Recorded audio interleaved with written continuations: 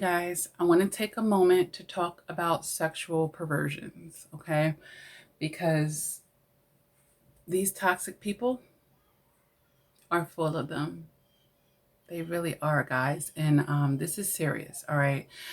I've talked to so many people and I've heard so many situations, and I've had my own experiences and front row seat and observations to these perversions. So I definitely want to bring them out in a channel like this because, yeah, we talk about how they're cheaters. And, that is just the tip of the iceberg as far as I'm concerned. And you guys know how an iceberg is, right? We have what's revealed above the water. And then when we go below sea level, is all this stuff under here that's hidden, hidden to the first eye, to the first glance, something that you may not, be able to see, or something that you may not ever find out about them, even in some situations here. So I want to just talk about some of the situations that I've heard other people experiences, because I'm a firm believer to don't put nothing past nobody, number one, but especially when you find out they're in this kind of energy, you can't put nothing past them, okay? So I'm going to go ahead and do that now.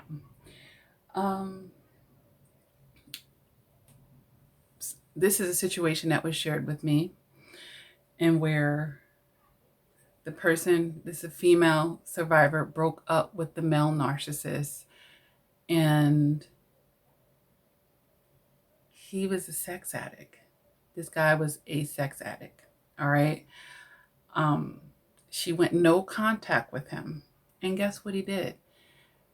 He tried everything he could to get in touch with her, and when it all failed, he reached out to her sister. And when he reached out to her sister, initially he was starting to pass messages to, the survivor.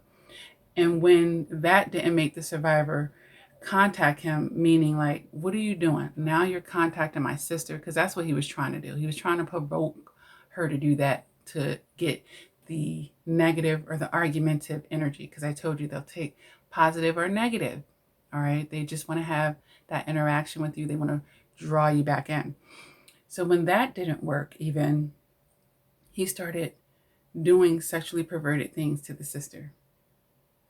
Like, the sister couldn't see what he was doing with his hands, but it looked like he was jerking off and like doing very nasty things. And she hung up the phone immediately. And the survivor was just like, it just let her know just how sick he was. Just how sick he was. He had given her, in the relationship, it was curable, but he had passed an STD with her.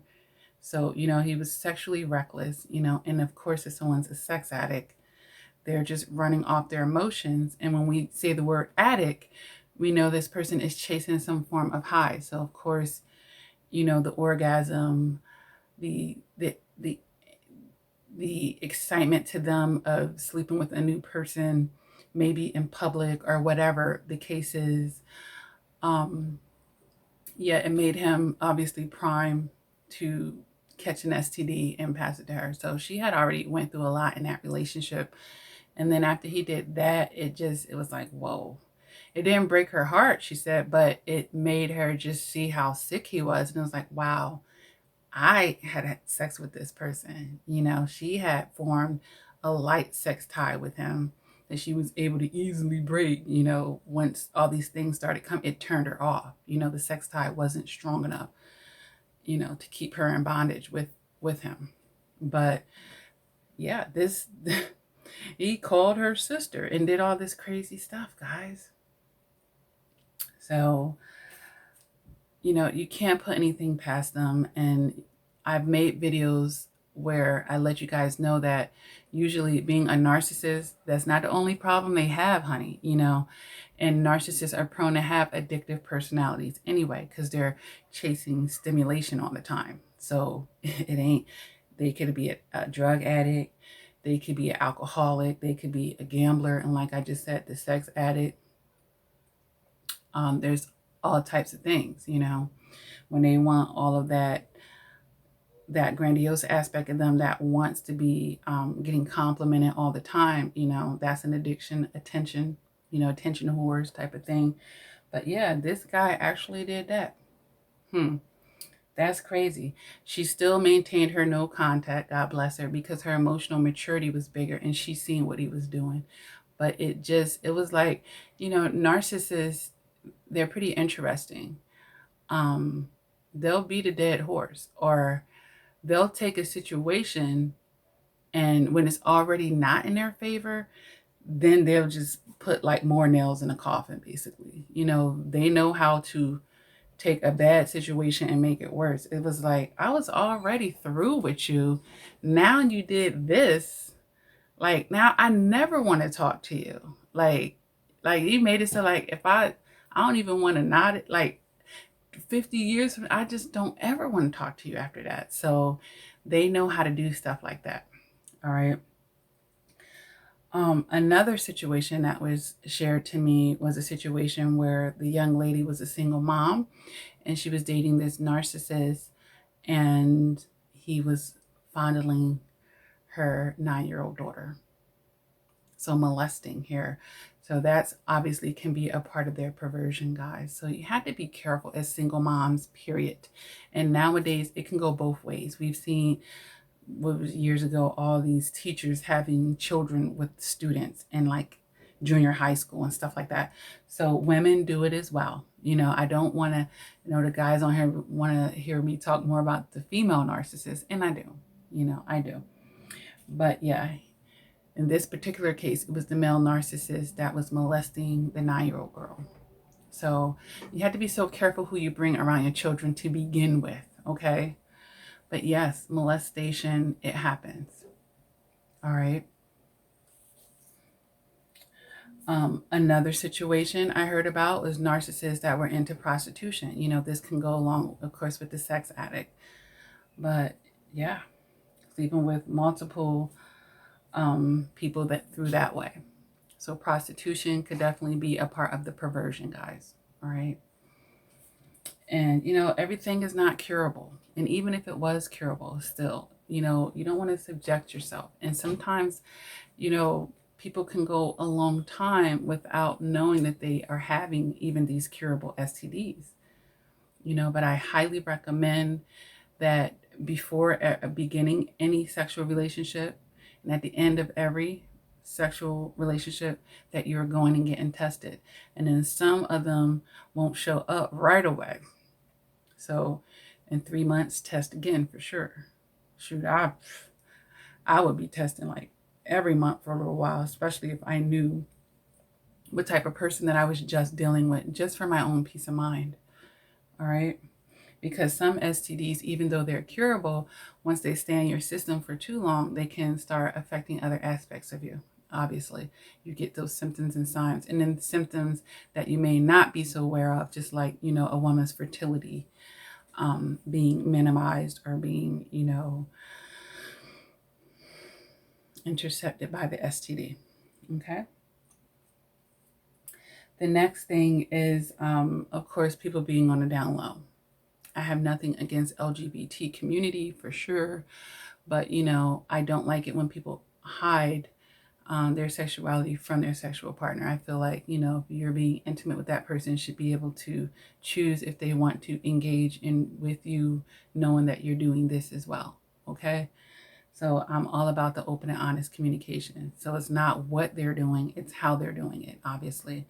But a lot of down low men have passed HIV onto their wives who were completely faithful to them. So, you know, even marriage doesn't,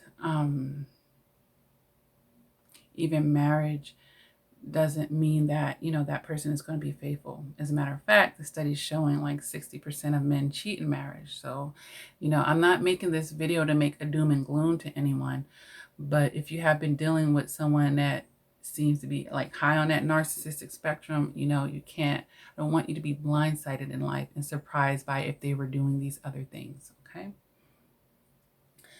These sexual perversions can definitely extend down to Bible thumpers. Do you know how many people have said, I thought because she was in the church or he was in the church that he wouldn't be this way? That don't mean nothing. That is the mask, guys. That is often the mask. So don't be so easily persuaded by that first appearance. Oh, he go to church every Sunday. He know the Bible inside and out. So does the devil. You got to remember that. Our emotional maturity. Okay, and some of highly perverted people have been in mega churches, leading millions of people of views of watching them, you know. So you got to be careful with that. And then in the Catholic Church, all of those children getting molested, like sexual perversion happens with the Bible thumpers as well. So you can't, nobody is safe and nobody is exempt, okay? And I keep telling you guys this, and I made my trust part 1 and 2 videos where I talked about how you should be trusting people. And until we have a perfect person, nobody gets 100% of your trust, all right? I'll link that video to the end of here because some of you need a refresher with that, all right? The other thing, the campus, I'll call it the campus rooster, okay? I remember this young lady reached out to me and she was young, but the narcissist was older man, like 27, living on a college dorm with all these 18, 19, 20, 21-year-old. And he's working his way through the chicks. You know, he's got more life experience and stuff like that. And he's utilizing that to manipulate these women that are fresh out of high school, fresh out of water. They don't know any better. So, you know, we got to talk to our daughters out here and our sons. I mean, a girl could do this as well, of course. But most of the guys are like willing participants in that in college, right? And the girls are too, but they don't understand, you know, how they're being manipulated and lied to and played at that point, all right? So I definitely wanted to mention that end of sexual perversion. And of course, you know, female narcissists sleeping with people's sons, and, you know, your girlfriend could be sleeping with your teenage son. Like, you know, these things happen. All right. Babysitters. So many people have come to me about being molested through their babysitter. All right. So we had to be careful as parents and mindful, and especially with our daughters and our sons. Like, boys get molested too. Okay. We got to keep our minds open with this and be careful. Be careful. You know, the pornography addictions, you know, those run deep as well. And I remember the one narcissist, they were doing it so much, you know, when they're jerking off like that, that they can't even get up for a real woman. They're not stimulated the same. So that leads to, you know, sexual dysfunctions there. But the dysfunction started in their mind, right? All right. So, you know, I just want to make this video, guys, as a word to the wise out there. All right. And then if you are pregnant by the narcissist, you better watch your body at this time, because guess what? When you have the STD, so does the child in your womb. And then there's certain medications they have to give, or certain provisions they have to make for you to even give birth. So you really have to be careful. All right. So I wanted to make this video because sometimes we really have to get serious here, because this can be life-changing. People have written me devastated of getting uncurable STDs from a narcissist, uncurable, and it has changed their life forever, and it's such a blow to their self-esteem and self-worth, and they feel dirty, they feel unlovable, they feel closed out, and so much hurt and pain there. Okay? I mean, God bless all of you. We have to be careful. We have to be mindful. All right, guys? All right, now. Talk to you soon.